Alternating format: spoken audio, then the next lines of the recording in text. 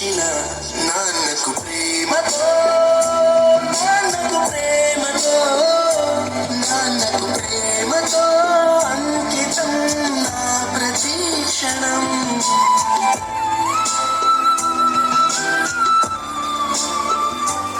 Varun's Model High School is on the threshold of graduation day celebration. Varun School is on its way with a